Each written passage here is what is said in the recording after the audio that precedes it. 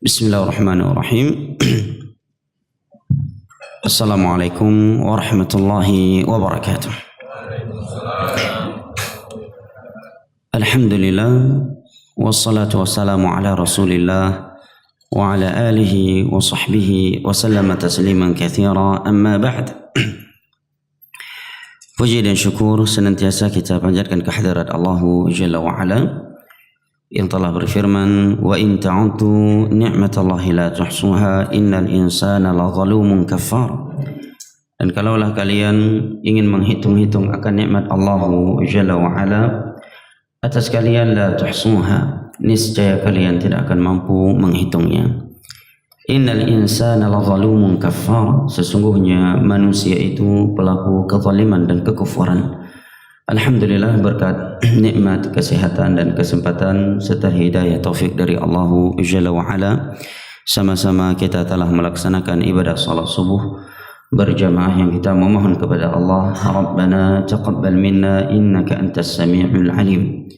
Salawat beserta salam senantiasa kita sanjung sajikan kepada Nabi besar kita, keluarga dan segenap sahabat-sahabat beliau yang telah bersabda, inna athqala salati ala al-munafiqin salatul isya'i wa salatul fajr walau ya'lamuna ma fihima la atawhuma walau habwa. Sesungguhnya salat yang paling berat bagi orang-orang munafik adalah salat isya dan salat subuh. Walau ya'lamuna ma fihima la atawhuma walau habwa. Dan kalaulah mereka mengetahui keutamaan pergi melaksanakan salat isya dan subuh, la atawhuma walau habwa, niscaya mereka akan pergi melaksanakannya sekalipun mereka harus merangkak. Maka dari itu senantiasa kami ingatkan melalui pengeras suara ini kepada saudara-saudara kami pasien dan keluarga pasien agar senantiasa menjaga salatnya, karena salat adalah sebuah ibadah. Tidak ada kondisi seorang muslim boleh meninggalkannya kecuali kalau dia seorang wanita yang sedang haid atau nifas. Selain haid dan nifas, tidak ada alasan dalam Islam boleh meninggalkan salat. Tidak ada istilah qadha dalam Islam karena sakit. Nabi telah memberikan jalan keluar. Kalau dia tidak mampu berdiri maka duduk, tidak mampu duduk fa'alal jambihil ayman, dia salat di atas lambung kanannya menghadap ke kiblat. Kalau tidak mampu di atas lambung kanannya menghadap ke kiblat, fa mustalqiyan, dia salat terlentang, ya, salat sambil tidur. Allahu akbar, ya. Allahumma baini wa baina doa istiftah, kemudian a'udzubillahi minasyaitonir rajim, bismillahirrahmanirrahim, al-fatihah, kemudian surat. Dia tetap tidur, dia niat ini sedang berdiri, kemudian Allahu akbar, subhana rabbil azim, subhana rabbil sami Allahu liman hamidah, dia tetap tidur. Kalau dia tidak mampu berwudu maka bertayamum, ya, sekali, tidak sampai ke siku. Tidak benar tayamum yang seperti itu. Yang sesuai dengan Al-Quran dan hadis hanya sampai di telapak tangan, hanya sekali, tidak sampai 3 kali. Dalam Sahih Bukhari dan Muslim, darbatan wahidah, hanya sebanyak sekali. Dan apabila dia pasien berada di ruang ICU, tidak mungkin dia membawa debu atau batu bata serta batu yang lainnya ataupun pasir, maka para ulama menyebutkan dia salat dengan salat faqidut tahurain, salat seorang yang tidak mungkin berwudu dan tidak mungkin bertayamum. Salat tetap wajib baginya. Seorang pasien wajib salat sekalipun 24 jam air besar dan air kecilnya keluar dari tubuhnya. Ya, dia salat sesuai dengan kemampuannya, kecuali dia sedang haid atau nifas. Hanya itu dalam Islam alasan boleh meninggalkan salat.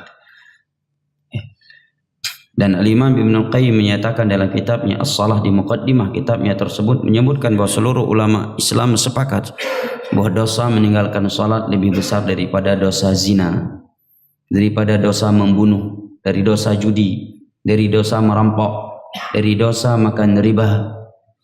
Tentunya seorang yang sedang sakit tidak akan mungkin dia ingin berzina, ingin membunuh, ingin berjudi. Tetapi kenapa dia mau meninggalkan salat? Yang mana dosa meninggalkan salat lebih besar daripada dosa zina, homoseks, membunuh, judi, bandar narkoba. Dalam Islam, orang yang meninggalkan salat itu lebih bejat, lebih buruk daripada bandar narkoba. Orang yang meninggalkan salat di dalam Islam lebih buruk daripada homoseksual. Orang yang meninggalkan salat di dalam Islam lebih buruk daripada penzina. Orang yang meninggalkan salat di dalam Islam lebih buruk daripada penjudi. Tetapi salat. Nah, maka kami nasihati agar pasien dan keluarga pasien benar-benar memperhatikan salat. Karena Allah yang telah menurunkan penyakit tersebut dan dialah yang akan mengangkatnya, serta dialah yang telah mewajibkan salat. Bagaimana kita mengharapkan kesembuhan dari Allah Jalla wa'ala sedangkan perintah-perintahnya kita abaikan, larangan-larangannya kita langgar. Kepada manusia saja itu sesuatu yang tidak etis, lalu bagaimana lagi dengan Allah Jalla wa'ala. Nah, karena rumah sakit semestinya adalah tempat yang paling mengingatkan seorang kepada kematian. Rumah sakit adalah tempat yang mestinya seorang lebih taat daripada di luar rumah sakit, karena setiap hari ada orang yang mati di situ. Dan kata para ulama, al-maradu akhul maut, karena yang namanya kesakit itu adalah saudara kematian. Ya, tapi kita lihat di sebagian tempat justru ya, tempat yang paling sering manusia meninggalkan salat. Bahkan bukan hanya sebagian pasien, tetapi sebagian pasien juga meninggalkan salat. Padahal cukup mudah salat itu. Ibadah yang tidak ada kesulitnya. Bahkan di dalam perang aja diperintahkan salat. Fa in khiftum farijalan aw rukbana, kata Allah. Kalau kalian sedang bertempur perang, tetap kalian salat tepat pada waktunya sambil lari salatnya. Aw rukbanan, asal sambil menunggangi kuda, tetap salat dalam waktunya, tidak boleh keluar dari waktunya. Itu sedang perang bertempur. Di masa Nabi pedang dengan pedang. Farijalan, sambil lari kalian harus salat. Aw rukbana, atau sambil menunggangi kuda. Tetap salat pada waktunya, tidak ada istilah qadha. Tidak pernah dikenal dalam Islam qadha salat. Ya, tidak mazhab Syafi'i, tidak Maliki dan seterusnya. Kecuali qadha salat yang telah ditinggalkan zaman dahulu, itu ada khilafiyahnya. Tapi gara-gara sakit akhirnya enggak salat, jauh belang hana salat qadha untuk wa iblang baru sembahyang. Ya, hana dalam Islam. Ya, Nabi berperang berulang kali. Ya, tidak pernah Nabi meninggalkan salat gara-gara perang. Kecuali di perang Khandaq, itu pun tidak mungkin karena memang sedang berkecamuk. Selesai perang, ya baru beliau salat asar, sudah masuk waktu maghrib. Dan sebagian ulama menyatakan itu Nabi lakukan karena belum turun ayat Allah tadi, perintah salat di medan perang, sehingga itu mansukh. Nah, ini hal yang sangat penting sebagai bentuk nasihat sebagai kita sebesama kaum muslimin. Ya, satu akidah, satu agama, karena salat adalah perkara yang sangat prinsipil di dalam Islam. Sampai-sampai Nabi menyatakan bainar rajuli bainal 'abdi wal kufri aw syirki tarkus salah. Yang menyelamatkan seorang dari kesyirikan, kemurtadan adalah salat. Nabi SAW menyatakan man tarakaha faqad kafar. Orang yang meninggalkan salat secara totalitas dia kufur. Ya. Dan Nabi SAW juga bersabda, al-ahdul ladzi bainana wa bainahum as-salah. Perbedaan antara kita dengan non-muslim adalah salat. Abdullah bin Mas'ud menyatakan, man lam yusalli fala dinalah. Orang yang meninggalkan salat dia orang yang tidak punya agama. Orang yang tidak salat dia adalah orang yang tidak punya agama. Nah, ini masalah salat jamaah yang dimuliakan Allah, agar benar-benar diperhatikan. Kalau dia musafir, dia pasien dari luar Banda Aceh, Melabu atau mana, maka dia boleh jamak qasar. Boleh jamak takdim dan boleh jamak takhir, ya. Dan bisa mengqasar, tidak ada yang sulit. Nah, kita lanjutkan kembali pelajaran kitab kita, kitab Bahjatul Qulubil Abrar wa Qurratu Uyunil Akhyar. Ada yang minta tadi agar kajian hari ini sampai masuknya waktu salat syuruk karena tanggal merah. Bagaimana? Ana ikut saja, jangan sampai memberatkan. Bagaimana dokter? Betul? Sampai syuruk? Bagus, Masya Allah. Qala al-hadits ar-rabi' ashar, hadits yang ke-14.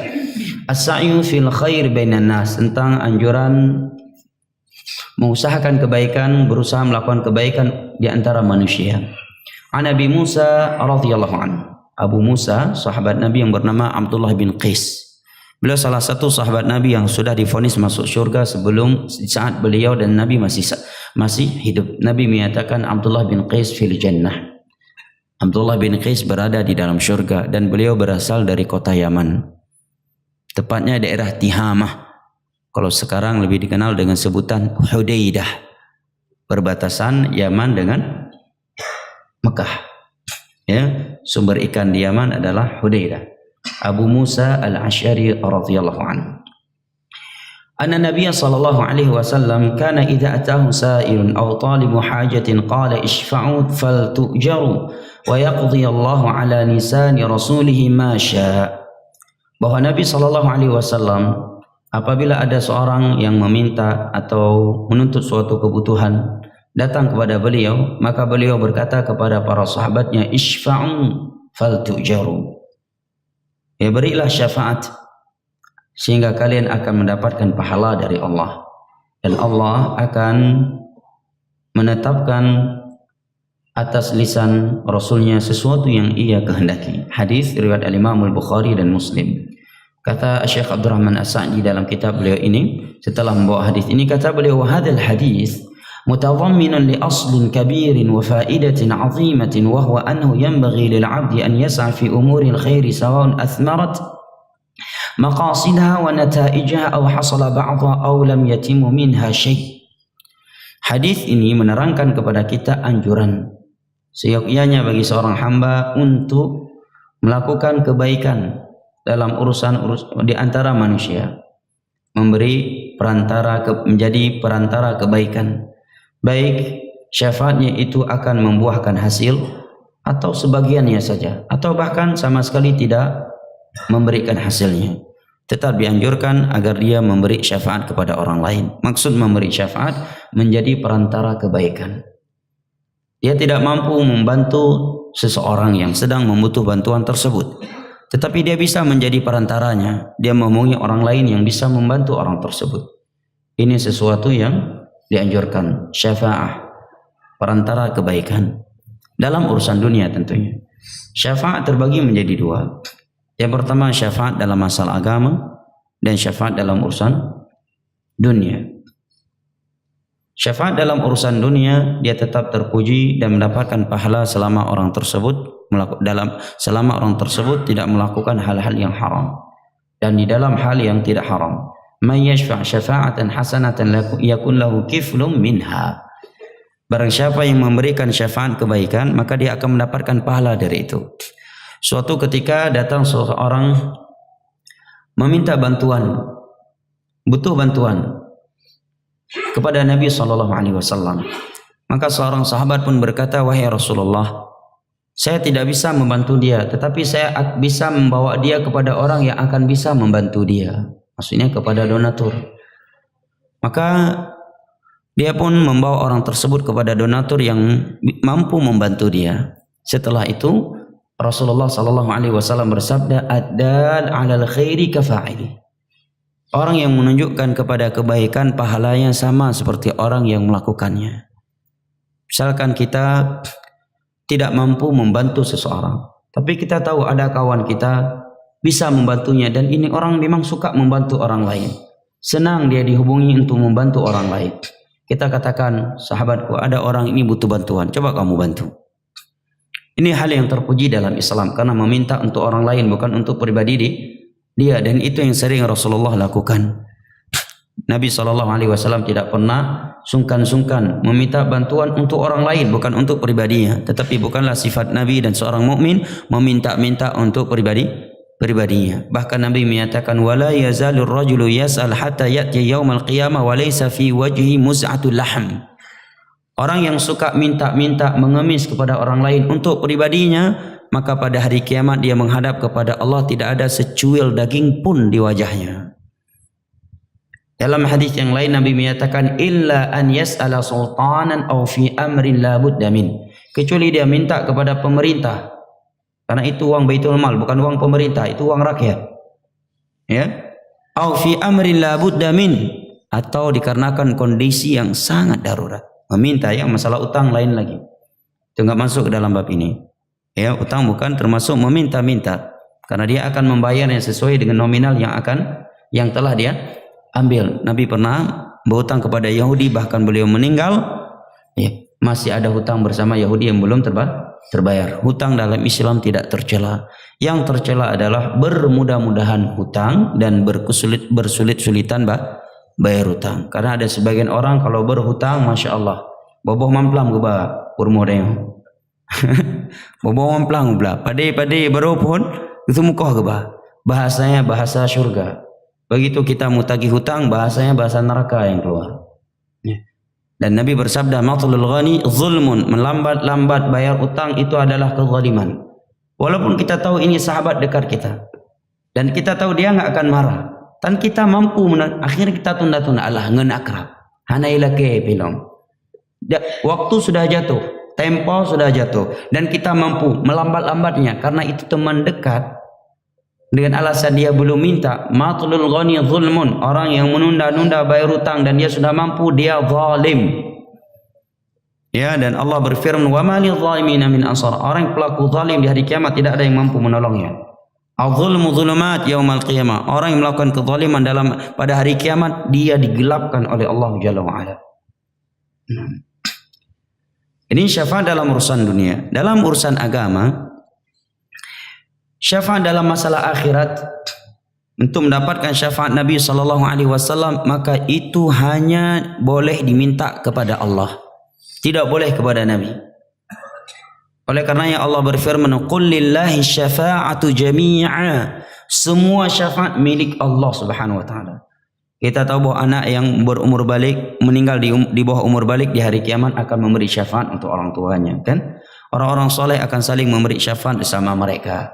Ya, para malaikat akan memberi syafaat kepada kaum mukminin. Ya, kemudian Nabi akan memberi syafaat kepada umatnya. Di antara mereka adalah umatnya yang mati masih membawa dosa-dosa besar, tetapi tidak membawa dosa syirik agar langsung dimasukkan ke syurga. Ini semuanya kita minta kepada Allah. Maka yang Nabi menyatakan, mengajarkan kepada kita doa untuk mendapatkan syafaat beliau. Allahumma syafi' fiyya nabiyyak. Ya Allah, jadikanlah aku hambamu yang berhak, yang dapat memperoleh syafaat nabimu di hari kiamat nanti. Bukan datang ke kuburan Nabi minta syafaat beliau, itu justru kesyirikan yang dilakukan oleh Abu Jahal CS, yang diingkari oleh Rasulullah SAW saat itu. Datang ke kuburan minta syafaat kepada orang, itu syirik besar. Dan itu syirik Abu Jahal CS yang diperangi oleh Rasulullah SAW di masa itu. Allah berfirman dalam surat Az-Zumar ayat ketiga, ma na'buduhum illa liyuqarribuna ila Allahi zulfa. Ketika Nabi menegur mereka, mereka berkata, tujuan kami ke kuburan ini, ke tempat keramat ini, agar mereka mendekatkan kami kepada Allah. Kami tidak sujud, kami tidak rukuk kepada mereka. Kami yakin mereka tidak mencipta, tetapi tujuan kami agar mereka menjadi perantara antara kami dengan Allah. Juga hal ini Allah firmankan dalam surat Yunus, wa ya'buduna min dunillahi ma la yanfa'uhum wa la yadhurruhum wa yaquluna haula'i syafa'auna 'indallah. Dan mereka telah beribadah kepada selain Allah Jalla wa Ala yang tidak dapat memberikan manfaat dan mudarat untuk mereka. Kemudian mereka beralasan mereka ini sekedar pemberi syafaat, kami ke sini hanya mencari syafaat. Dan Allah menyatakan mereka telah beribadah kepada selain Allah tatkala mereka minta syafaat kepada selain Allah. Oh, kita butuh syafaat, kita tahu yang meninggal ini seorang yang alim, seorang yang soleh. Minta sama Allah, ya Allah, mudah-mudahan syafaat orang soleh ini Engkau beri, ya Allah, berikan kepadaku syafaat orang soleh ini nantinya di hari kiamat untukku. Bukan ke kuburan orang tersebut, ya, bukan ke kuburan orang tersebut. Makanya Nabi ajarkan doa agar kita mendapatkan syafaat beliau di hari kiamat. Allahumma syafi' fiyya nabiyyak. Orang yang mencintai syafaat Nabi mesti hafal doa ini. Ya Allah, berikanlah syafaat nabimu untukku.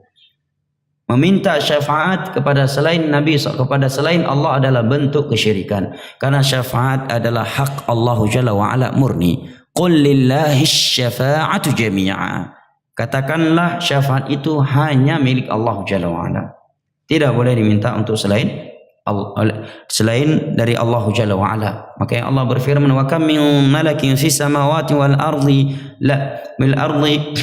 la yashfa'una, atau dalam ayat yang lain, wala yashfa'una illa liman irtadha. Para malaikat itu tidak mampu memberi syafaat kecuali kepada siapa saja yang Allah ridhai. Dalam surat Taha, illa man radhiya qawlahu. Orang-orang yang diridhai ucapannya, dan pelaku syirik, kesyirikan tidak akan pernah diridhai oleh Allah. Wa in tashkuru yardahu lakum wa in takfur fa inna Allah lahu 'adzabun alim. Kemudian dengan izinnya Allah Jalla wa'ala. Dan orang yang memberinya adalah orang yang diridhai oleh Allah. Sebagaimana orang yang akan menerimanya juga harus orang yang diridhai oleh Allah. Ini syafaat dalam urusan agama, dalam urusan akhirat. Na'am, barakallahu fik. Kemudian kata Imam As-Sa'di, dalam hadis ini ada pelajaran dari Nabi agar kita berusaha melakukan kebaikan di tengah-tengah manusia. Ya, bukan justru menjadi perantara kejelekan.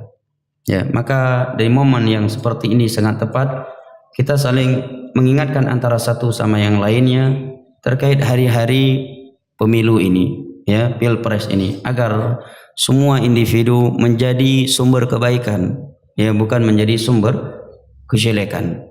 Apabila dia memang ingin memilih, ya, apabila dia ingin memilih, maka hendaknya dia memilih dan tidak perlu melakukan provokasi ini, provokasi itu demi menjaga nikmat keamanan, menjaga tidak terjadinya pertumpahan darah, dan tidak menjaga agar tidak masuknya orang-orang kafir yang ingin mengadu domba di antara kaum muslimin. Ya, contohnya di Sudan, diprovokasi agar Sudan Utara meminta merdeka dengan alasan yang tepat, kalian ada gas, ada ini. Akhirnya sekarang bisa, ya, terpecah menjadi dua. Ketika sudah perang turun PBB, kalau udah PBB turun pasti Islam yang dibantai. Tidak pernah sebuah negara yang PBB turun ke dalamnya Islam yang dibela. Selalu sebuah negara yang ditangani oleh PBB Islam yang dibantai di situ. Ya, Islam yang dibantai. Dan segala sesuatu kita salahkan ke takdir Allah. Andai kata dia ingin nomor satu yang menang, rupanya nomor dua, udah takdir Allah. Ya, atau dia menginginkan nomor dua, rupanya nanti nomor satu yang benar. Maka nggak perlu dia melakukan aksi ini, aksi itu. Berarti itu adalah pilihan Allah Jalla wa'ala, sesuai dengan takdirnya Allah Jalla wa'ala. Seorang harus menerima takdirnya Allah Jalla wa'ala. Dan dari ini saya ingin mengingatkan bahwa kita kaum muslimin berloyalitas bukan di atas nomor satu atau nomor dua. Loyalitas kita dibangun di atas undang-undang dasar radhina billahi rabba wa bil islami dina wa bi Muhammadin sallallahu alaihi wasallam nabiyyan wa rasula. Innamal mu'minuna ikhwah. Bapak Jokowi dan Ma'ruf Amin muslim, saudara kita yang harus kita cintai. Bapak Prabowo dan Sandiaga Uno adalah muslim, adalah saudara kita yang harus kita cintai. Ya, Bapak Jokowi dan Ma'ruf Amin tidak boleh kita cela, sebagaimana Bapak Prabowo dan Sandiaga Uno tidak boleh kita cela, karena mereka semua masuk dalam keumuman hadis Nabi yang berbunyi sibabul muslim fusuqun. Mencela seorang muslim adalah bentuk kekufuran. Wa qitaluhu kufur. Memeranginya, melengsarkannya adalah bentuk kekufuran. Ya, mencela seorang muslim adalah bentuk kefasikan, dan memeranginya adalah bentuk kekufuran. Dan tidak boleh kita menyebarkan aib-aib, ya, mereka, mencari-cari kesalahan mereka yang kini sedang hangat-hangatnya di medsos, ya. Dan berada di grup yang seperti itu, membiarkannya tanpa pengingkarannya, kita dapat dosa yang sama dengan orang yang melakukannya. Hati-hati ini dari grup-grup yang seperti itu. Karena di dalam surat An-Nur Allah berfirman, innal ladzina yuhibbuna an tashyi'al fahishatu fil ladzina amanu lahum 'adzabun alimun fid dunya wal akhirah. Sesungguhnya orang yang suka menyebarkan maksiat yang dilakukan oleh seorang mukmin, memang benar-benar dia melakukannya, apalagi hoax. Dia seorang mukmin jatuh dalam maksiat, kemudian dia menyebarkannya, dia akan diazab oleh Allah di dunia dan di akhirat, orang yang menyebarkan itu. Karena kalau seorang mukmin melakukan maksiat, kalau dia sudah bertobat, kita tutup lembarannya. Ya, kalau dia belum bertobat, datangi empat mata, nasihati agar dia bertobat kepada Allah, bukan dengan menyebarkannya. Ya, dan Allah Jalla wa Ala juga berfirman, innal ladzina yu'dzuna al-mu'minina wal mu'minati bighairi maktasabu faqad ihtamalu buhtana wa itsman mubina. Orang-orang yang menyakiti kaum mukminin dan kaum mukminat tanpa dosa yang mereka lakukan, mereka telah menanggung dosa dan kedustaan yang sangat besar. Nabi juga bersabda, ya ma'syara man aslam wa lam yadkhulil imanu fi qalbi la tu'dzul muslimin wa la tattabi'u awratihim fa inna man tatabba'a awrata akhi tatabba'a Allahu awratah wa man tatabba'a awratahu yafdahu Allah walau kana fi jawfi ummi. Wahai orang-orang yang mengaku Islam padahal iman belum masuk ke hati kalian, jangan kalian menyakiti kaum mukminin dan janganlah kalian mencari-cari kesalahan kaum mukminin. Pak Jokowi dan Ma'ruf Amin masih masuk dalam kategori mukmin. Bapak Prabowo dan Sandiaga Uno masih masuk dalam kategori mukmin. Maka Nabi menyatakan orang yang mencari-cari kesalahan seorang mukmin, maka Allah akan mencari-cari kesalahannya, dan barang siapa yang kesalahannya telah dicari-cari oleh Allah, pasti akan Allah singkap, Allah bongkar kesalahannya. Zina dia Allah bongkar, ya, enggak di dunia, di akhirat Allah tampakkan. Ini si fulan pernah berzina, si fulan pernah judi, pernah makan riba, karena dia dulu di dunia suka membongkar aib orang lain. Walau kana fi jawfi ummi, walaupun dia berada di baiti ummi, dia bersembunyi di dalam rumah orang tuanya, Allah singkap ya ma. Dan dosa ghibah, mengunjing orang lain, menggosip orang lain, dosanya Allah umpamakan seperti orang ya'kula lahma akhi, memakan bangkai saudaranya. Berarti kalau kita bertahan di dalam sebuah grup, isinya di situ caci makian kepada salah satu pilpres nanti, calon presiden nanti, berarti kita bertahan di grup, di dalam grupnya anggota grup sedang makan bangkai, kita ikut nonton dan ikut gabung di situ. Atau di warung kopi satu meja dengan orang yang sedang makan bangkai, dosanya kita sama dengan dia, karena membiarkan kemungkaran, tidak mengingkarinya, tidak dengan lisan dan tidak dengan hati. Usahakan warung kopi, minum kopi jangan semeja dengan orang-orang yang suka menggibah, karena kita disamakan oleh Allah dengan orang yang duduk, dengan orang yang sedang makan bangkai, dan dosa kita sama. Dia yang menggibah, kita cuma diam, dosa kita dengan dia sama, karena satu meja. Ya, karena satu meja. Ini bukan masalah dosa kecil, gibah itu buat dosa besar. Sampai-sampai Imam Az-Zahabi memasukkan dalam kitabnya Al-Kabair, dosa-dosa besar adalah menggibah manusia. Dan di dalam hadis ini Nabi menyebutkan dosa kecil, andai kata diazab oleh Allah dalam neraka, maka azab yang paling ringan dalam neraka adalah diletakkan hanya dua bara api di bawah kaki seseorang, lantas mendidih dan meleleh otaknya. Itu azab dalam api neraka yang paling kecil. Ya, azab dalam api neraka yang paling kecil jemaah. Ini hati-hati, karena banyak sekarang ini masa-masa seperti ini, orang bermudah-mudahan dalam menghibah, seakan-akan dia tidak akan mati. Ya, seakan-akan ghibah itu sebuah, bahkan yang lebih parah lagi, ghibah dijadikan sebuah perjuangan membela Islam. Padahal itu ghibah, padahal itu caci makian, padahal itu celaan. Ya. Dan oleh karenanya Nabi mengancam keras dengan sabdanya, la yadkhulul jannata nammam. Orang yang suka mengadu domba di antara manusia, dia tidak akan masuk surga. Hadis riwayat Al-Imam Al-Bukhari. Saking bahayanya masalah ini. Contohnya dalam hadis ini, Nabi katakan kalau kamu ingin menjadi perantara, jadilah perantara dalam kebaikan, jangan di dalam kejelekan. Islam agama yang santun. Anda yakin, andai kata Anda memilih karena keyakinan saudara, saya ingin pilih nomor 1, ya udah nomor 1, nggak perlu mencela nomor 2. Ya, pilih nomor 2, nggak perlu mencela nomor 1. Semuanya masih mukmin jemaah. Semuanya masih mukmin. Taib. Semuanya masih mukmin. Sebenarnya masalah ini seorang tidak perlu berkoar-koar banyak. Cukup setiap yang punya ilmu agama menerangkan kepada kaum muslimin isi agama ini, tauhid, sunnah, ya, akhlak yang mulia. Dengan ilmu agama sendiri orang itu akan tahu mana yang lebih layak untuk dia pilih untuk umat Islam. Enggak perlu berteriak-teriak harus nomor 3 atau nomor 4. Ya, dengan diajarkan isi Al-Quran dan hadis, dia pasti tahu yang tepat untuk saya sebagai umat Islam nomor 3 atau nomor 4. Ya, pasti tahu. Berkoar-koar jangan nomor 3, jangan nomor 4, ini justru membahayakan Islam. Misalkan sekarang saya berkoar-koar pilih nomor 3, jangan nomor 4, rupanya menang nomor 3. Apa dia nggak akan mungkin balas dendam buat Islam? Hah? Tapi kalau secara tersirat semua kaum muslim kita ajarkan akidah yang benar, tauhid yang benar, bahayanya liberal, bahayanya orang-orang kafir. Kita terangkan demikian. Ayat Al-Quran tidak ada ya bahasa-bahasa yang menjurus kepada person. Dengan ilmu agama sendiri pasti muslim itu tahu mana calon presiden yang layak untuknya. Nggak perlu didoktrin dengan bahasa kita. Kita ajarkan aja isi Al-Quran dan hadis, dia akan tahu mana yang lebih layak untuk saya. Bahkan dia akan tahu apa hukumnya saya memilih atau tidak. Berjalan di atas prinsip itu. Ya. Dan calon presiden pun tidak ada yang tahu. Ini Ustadz menggiring masyarakat kemana. Tapi kalau dia tahu dia menggiring ke rival saya, nah rupanya dia menang, apa nggak akan balas dendam?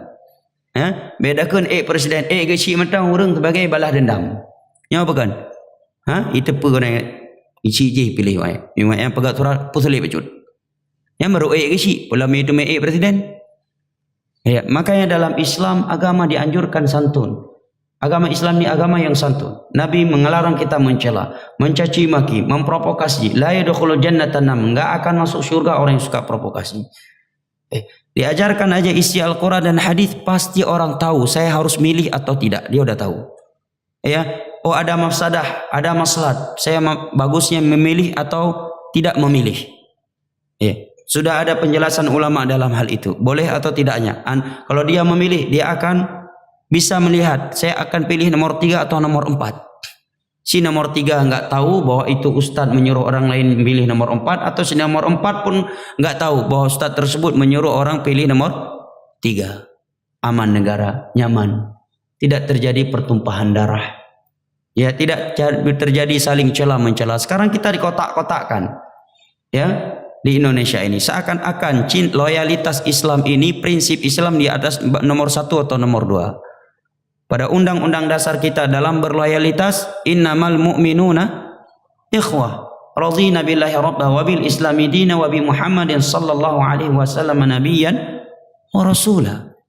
Dibangun di atas tauhid, bukan di atas syirik. Dibangun di atas sunnah, bukan di atas bid'ah. Dibangun di atas ketaatan, bukan di atas maksiat. Nah, hadis berikutnya kata Imam, kata Syekh Abdurrahman As-Sa'di, al-hadithul khamis ashar. Hadis yang ke-15.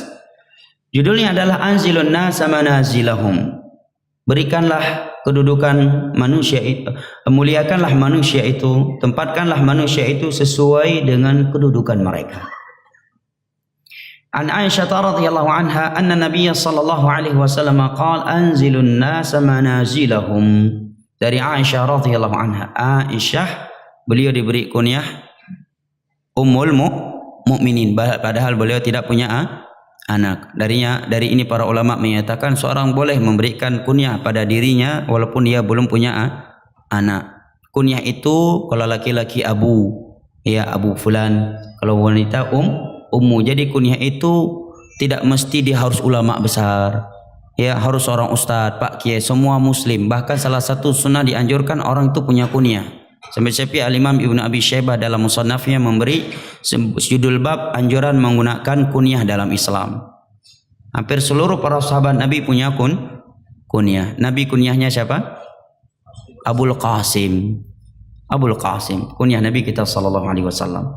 Anas bin Malik belum balik udah punya kunyah Abu Hamzah. Adik beliau masih main-main seekor burung masih kecil, diberi kunyah oleh Nabi Abu Umair. Kata Imam Syafi'i, dari 100 faedah hadis ini diantaranya adalah bolehnya memberi kunyah kepada seorang yang masih kecil anaknya. Anaknya berumur 10 tahun udah dia kasih kunyah. Sehingga dia bilang, hai kayak karena bunan Abu Fulan, pergi kalim kawin kan anak mit, anak telah.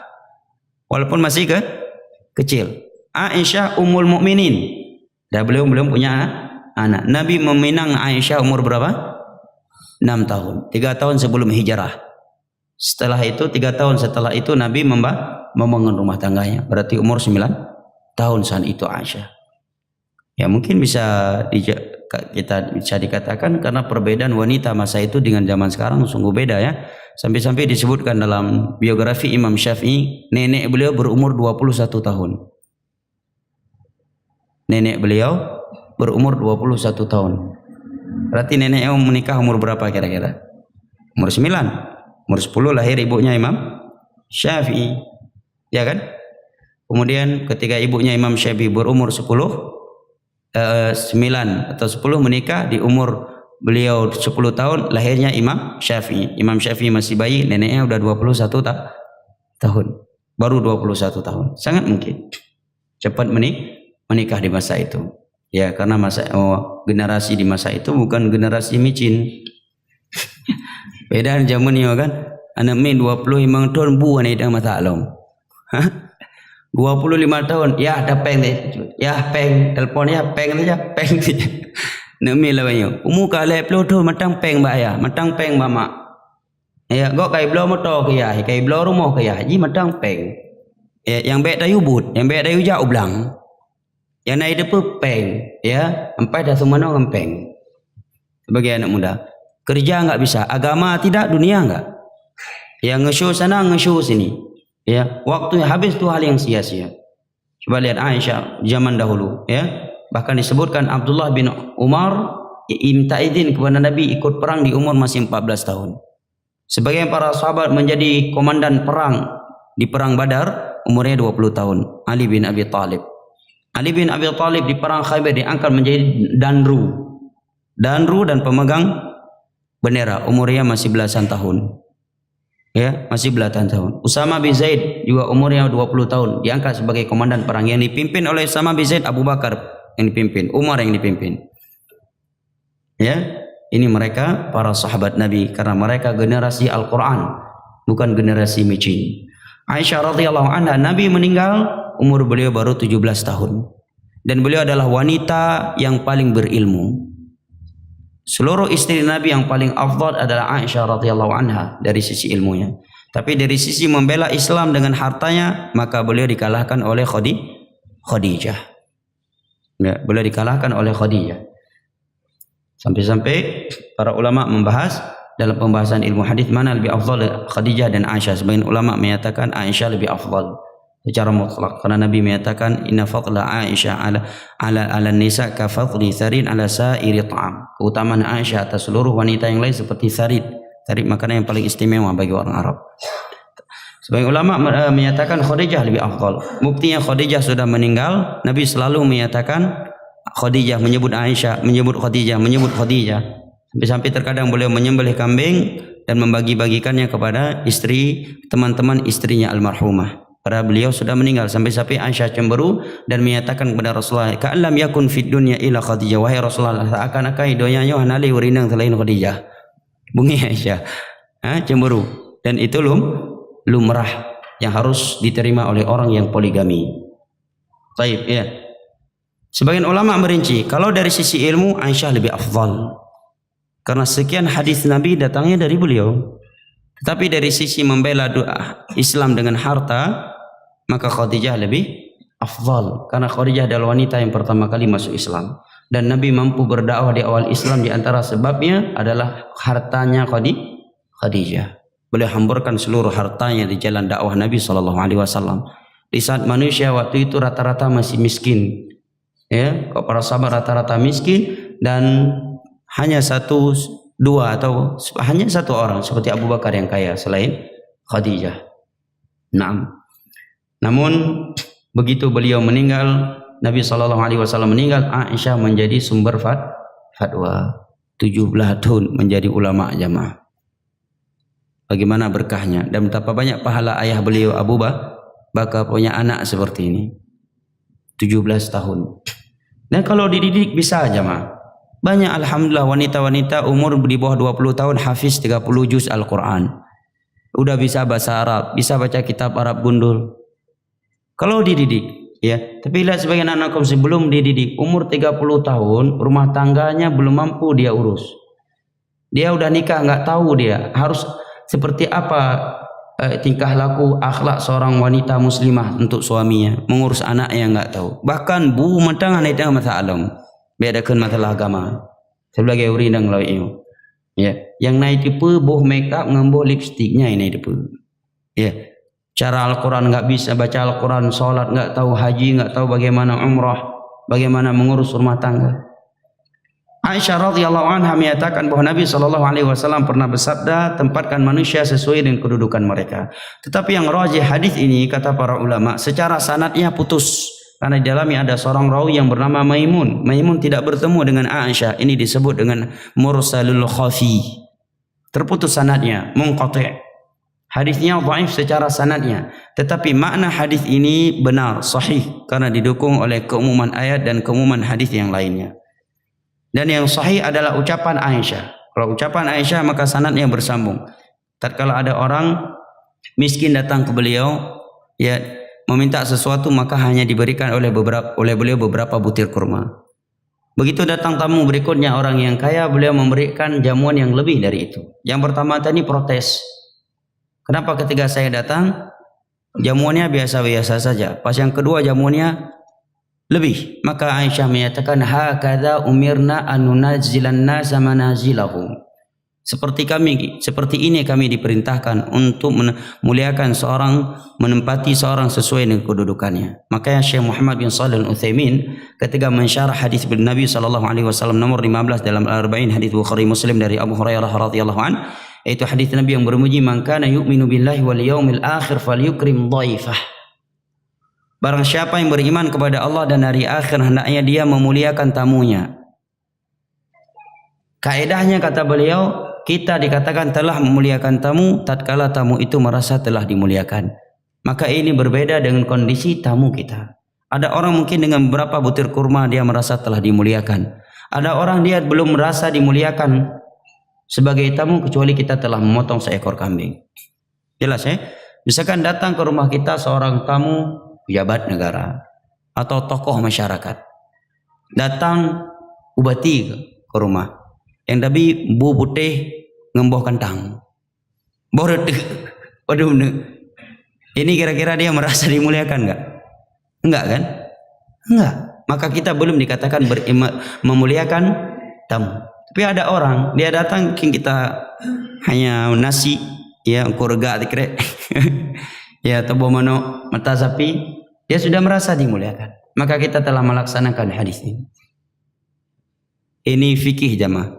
Ya, walaupun kalau dia muliakan semuanya, ya dengan jamuan yang sempurna itu juga sebuah kemuliaan. Maka yang pertama tadi merasa kok saya dibedakan dengan yang lain, jangan dia protes, itu hak orang lain. Jelas ya? Akan tetapi ini dilakukan dengan hal-hal yang tidak membuka pintu kejelekan. Contohnya yang tidak pantas kata para ulama walimah. Ya. Tamu-tamu pejabat masuknya ke hotel. Tamu-tamu biasa bak lapangan tanung hidup. Pernah lihat itu di Hermes. Ya, tamu-tamu hebat ke dalam Hermes, dalam suatu hotel masuknya. Tamu-tamu biasa bak tanung lapang hidup itu. Ya. Bahkan ada yang satu hari khusus orang-orang hebat, hari berikutnya orang-orang biasa. Padahal yang milih dia jadi pejabat orang-orang biasa, tukang becak yang membuat dia menjadi seorang anggota dewan. Bukan orang-orang yang kaya tadi. Orang-orang kaya lain mungkin rata-rata nggak pergi ke TPS. Menengah ke atas rata-rata nggak pergi ke TPS. Betul nggak? Hah? Yang rata-rata ke TPS itu menengah ke bawah. Tukang becak menjadi sebab dia menjadi anggota dewan. Tukang becak menjadi sebab dia jadi presiden, jadi gubernur, jadi bupati. Pai kaji presiden, jadi gubernur, jadi bupati, urang kaya ile mita. Urang yang hanai pilih ji. Ya. Ini keliru dan ini menyakitkan hati seorang muslim yang miskin. Maka Nabi menyatakan syarru ta'ami ta'amul walimah, merupakan undangan makanan yang paling buruk yang tidak ada berkahnya adalah acara walimah yud'alaha al-aghniya wa yutrakulaha al-fuqara. Sebuah acara walimah yang diundang hanya orang kaya sedangkan orang miskin tidak diundang. Itu acara walimah yang paling buruk yang tidak ada berkahnya dalam Islam. Ya. Tidak ada berkahnya. Sabda Nabi sallallahu alaihi wasallam, hati-hati yang membuat walimah. Nah, apalagi sebagian orang ya kalau datang orang yang berpakaian ya Islam Malay umma kiban kamar boleh pakai ustaz terus belum menepak nama orang lain. Malu dia datang saudaranya berjenggot, celana cingkrang. Subhanallah, malu datang tamu bercadar. Padahal dia seorang muslim. Padahal Allah berfirman, "Inna akramakum 'indallahi atqakum." Orang yang paling mulia di antara kalian adalah yang paling bertakwa. Kecuali orang lain datang telanjang dia enggak malu. Pede dia, senang punya tamu yang banyak telanjang.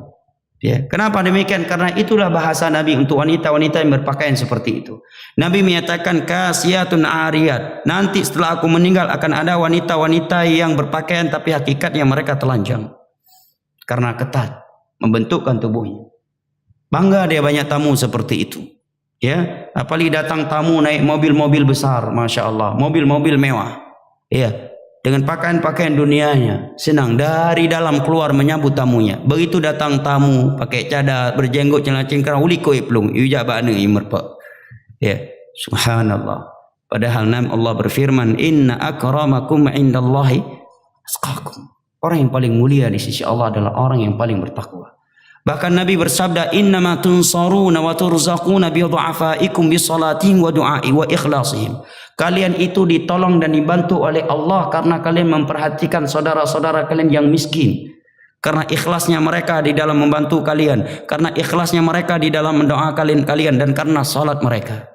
Orang yang paling banyak salat dia orang yang paling berjasa buat kita. Buktinya kata para ulama, karena setiap tasyahud akhir atau setiap di tasyahud dia akan membacakan doa wa ala ibadillahi salihin. Ini mencakup seluruh hamba-hamba yang saleh.